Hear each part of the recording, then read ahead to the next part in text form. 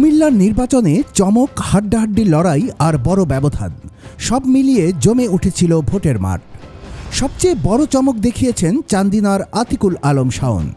কুমিল্লা ৭ আসনে বিএনপির বিদ্রোহী এই প্রার্থী নির্বাচনে লড়তে গিয়ে দল থেকে বহিষ্কারও হয়েছিলেন।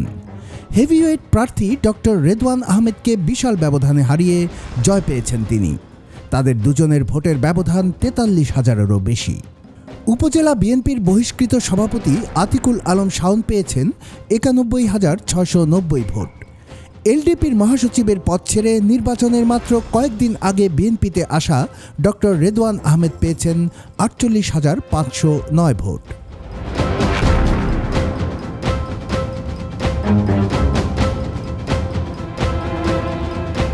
মনোনয়ন বৈধতার আইনি লড়াইয়ে ভোটের আগেই বিএনপির প্রার্থী মঞ্জুরুল আহসান মুন্সীকে ধরাশায়ী করেছিলেন এনসিপির হাসনাত আবদুল্লাহ।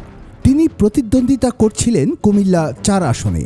দেবিদ্বার উপজেলা নিয়ে গঠিত এই আসনটিতে বিএনপি প্রার্থীশূন্য হওয়ার পর ভোটের মাঠে টিকে থাকতে গণ অধিকার পরিষদের প্রার্থী জসিম উদ্দিনকে সমর্থন দেয়, কিন্তু তারপরও কোনো লাভ হয়নি বিএনপির।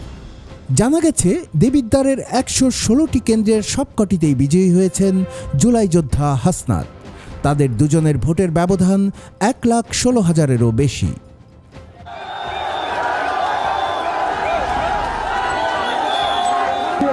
রাজনীতিকে পলিটিক্যাল হিসেবে সবসময় আমাদেরকে যাদেরকে বলতে জেনারেশন যায় যারা রাজনীতির কিছু।